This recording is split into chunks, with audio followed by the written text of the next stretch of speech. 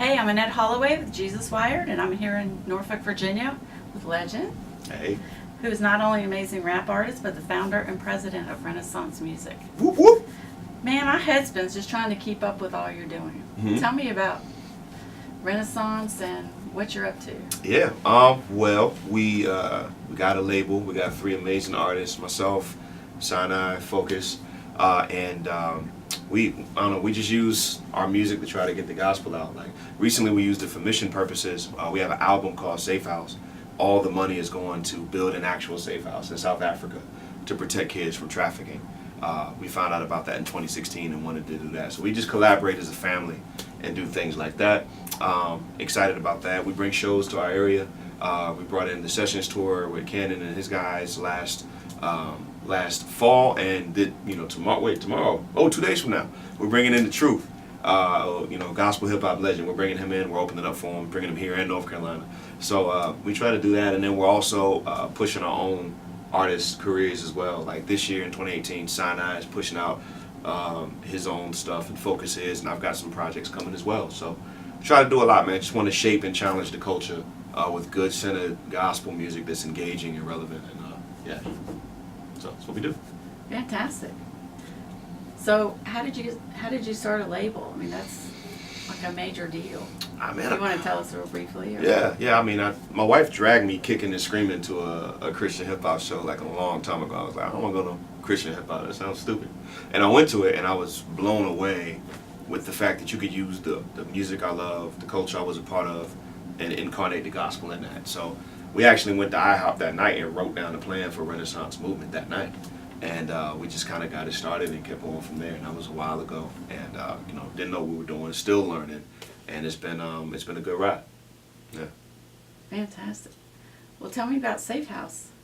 Safe House is an effort in Pretoria, South Africa, to build an actual home to protect kids that are vulnerable at this orphan care center we work with. That they're particularly vulnerable of trafficking, kidnapping, sexual abuse, and being sold into the sex trade. And when we were with Curious Global, Dr. Marcia said, we really need a safe house. That's the next step. And I was like, what's a safe house? And as she told me, it was a place to keep these particularly vulnerable kids safe or get them out of abusive situations. We just wanted to help. So we made an album called Safe House to help do that. And it's been going well. At the end of 2017, we cut a check for 30 grand towards the 100 grand that we need. And that was a big chunk out of that. And we're going to get the other 70 this year, and we're going to hopefully go there the end of the year and break ground and open up by the top of 2019. How much land do you have there in South Africa? 2 acres. We have 2 acres in a developing community out there. It's going to be well fortified, well protected, it's just it's amazing how all the pieces came together, because we didn't have any of that lined up, and we just said we're going to go for it. We're just trusting God, so it worked out. It's working out. So there's a lot of info about it at safehouseproject.org. Fantastic. I love your album, Safe House. Thank you. And I love the lyrics, and that they tackle some tough issues, and I love that about your music, that you're not afraid to address some things that the church doesn't normally address, or that other artists don't address. So tell me about your music and your what's in the heart of your music. Yeah, I care a lot about talking about fatherlessness and personal struggles in the home. I care a lot about racial diversity, racial injustices, racial unity. So I talk a lot about that in my music. I talk about it a lot in my church. And like you said, like some churches don't deal with it. There are a lot of them that are and doing a really good job. And I happen to go to one that does. So my music reflects a lot of that as well. And we talk about tough issues, failure, feeling like you're in a dark place, like where's God at this moment, and then seeing the hope of the gospel in the darkest places. That's actually what my next project is about, just trying to recognize that those dark places in the hands of God can actually form and shape us into the lights that we were designed to be. So. Fantastic. What song on Safe House, what track means the most to you? I think it's the track I did with KJ Scriven called Show Them. That track means a lot to me. He had already done the song, but he allowed me to write a remix to it. And it's just this song where he's just saying there's all this brokenness. How are we going to show them that God is real? And he's basically saying, God, show them that you live through me. So I got to write a verse to that, and that meant a lot. So I love that song in particular. Also, there's one called Know What It's Like with Eshawn Burgundy I did as well, where that meant a lot to me as well, just because I wrote that with a particular story of a fourth grader in mind that I know about in that community. And I tried to write her story without giving too many details. And then how did I connect my story to hers? Like, I'm not going through the hell she's going through, but I know what it's like to be broken with the stuff I went through with my father. So, and I know a God who can heal both of us was kind of how I wrote it. So it's amazing you challenge the culture through your music and try to heal a lot of the things people are going through and show them that God is there for them. But, yes, ma'am. Try. So what are you doing as a solo artist? I'm taking a different approach, actually. I'm doing, I've got some music coming that's what you would expect when you hear hip-hop, but like my next focus is a spoken word project that I'm actually doing, just allowing me to just really do everything you just said and just but lay it out in a different format.